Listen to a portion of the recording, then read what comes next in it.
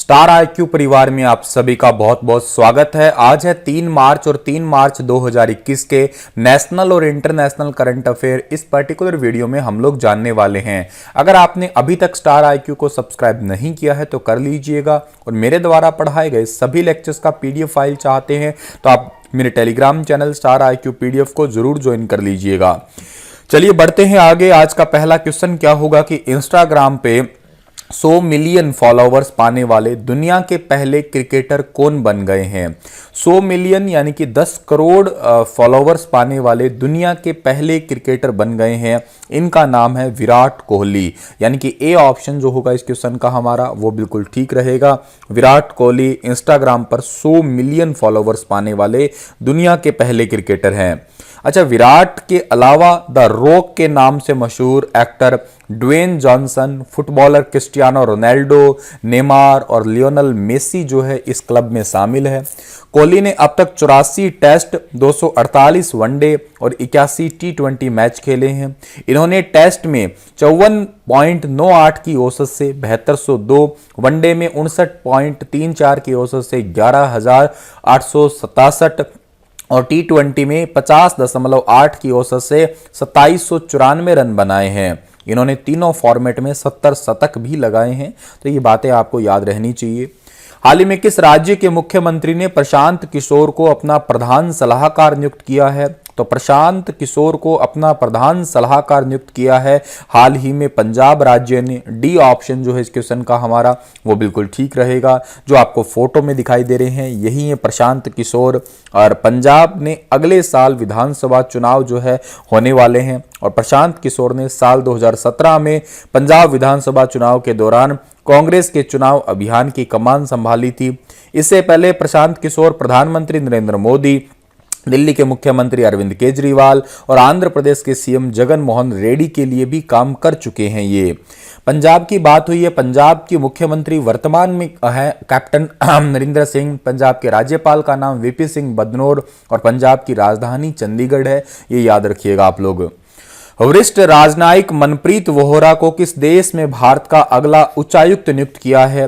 तो वरिष्ठ राजनयिक मनप्रीत वोहरा को हाल ही में ऑस्ट्रेलिया का उच्चायुक्त नियुक्त किया है। बी ऑप्शन जो है इस क्वेश्चन का हमारा वो बिल्कुल ठीक रहेगा। विदेश मंत्रालय के मुताबिक वोहरा जो है वो 1988 बैच के भारतीय विदेश सेवा के अधिकारी हैं और अभी मैक्सिको में भारत के लिए राजदूत हैं।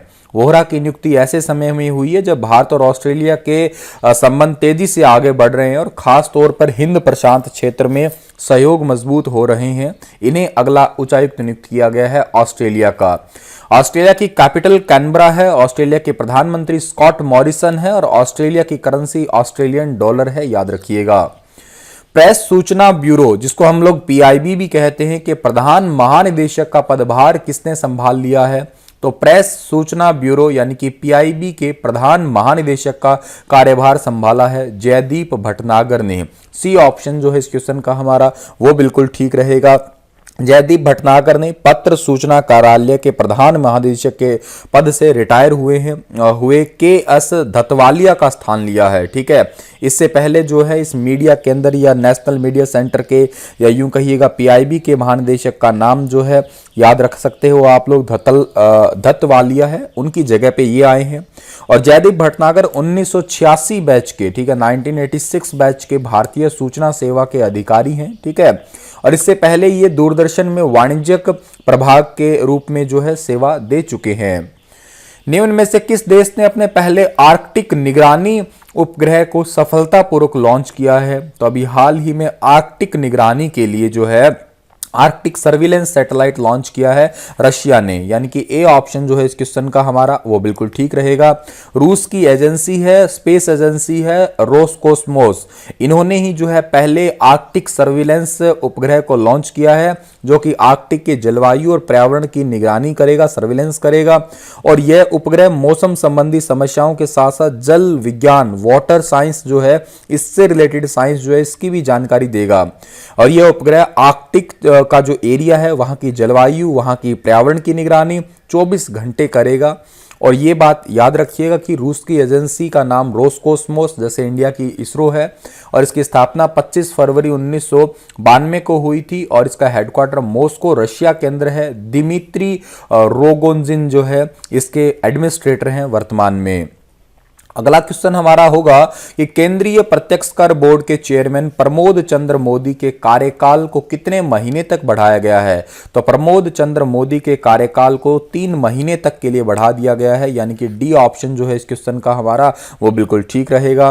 केंद्रीय प्रत्यक्ष कर बोर्ड के चेयरमैन है जिनका नाम है प्रमोद चंद्र मोदी और इनके कार्यकाल को 3 साल के लिए बढ़ा दिया गया है। प्रमोद चंद्र मोदी भारतीय राजस्व सेवा यानी कि IRS के जो है 1982 बैच के अधिकारी हैं, ठीक है। और इन्हें जो है केंद्रीय प्रत्यक्ष आयकर विभाग की नीति निर्माण के लिए जो है नियुक्त किया गया था। ये नीति निर्माण के लिए भी जाने जाते हैं, अपने बहुत सारे उम्दा कार्यों के लिए जाने जाते हैं ये। विश्व एनजीओ दिवस नॉन गवर्नमेंटल ऑर्गेनाइजेशन डे जो है ये हर साल कब मनाते हैं? तो विश्व एनजीओ दिवस हर साल मनाया जाता है 27 फरवरी को। सी ऑप्शन जो है इस क्वेश्चन का हमारा वो बिल्कुल ठीक रहेगा। एनजीओ दिवस का उद्देश्य है लोगों को चैरिटी के रूप में जो है भाग लेने के लिए थोड़ा सा प्रेरित करना और 27 फरवरी 2014 को पहली बार विश्व एनजीओ दिवस जो है वो मनाया गया था, ठीक है। आगे बढ़ते हैं हम लोग। अगला क्वेश्चन है कि हाल ही में भारत और किस देश ने दोनों देशों के बीच एक हॉटलाइन स्थापित करने के लिए के सहमति की घोषणा की है? तो भारत और चाइना ने एक दूसरे के बीच हॉटलाइन स्थापित करने के लिए के जो है वो सहमति की घोषणा की है रिसेंटली, ठीक है। और भारत और चाइना के बीच में ये सहमति हुई है, दोनों देशों के बीच में हॉटलाइन स्थापित करने के लिए विदेश मंत्री और चीन के विदेश मंत्री के बीच में जो है टेलीफोनिक वार्ता हुई है।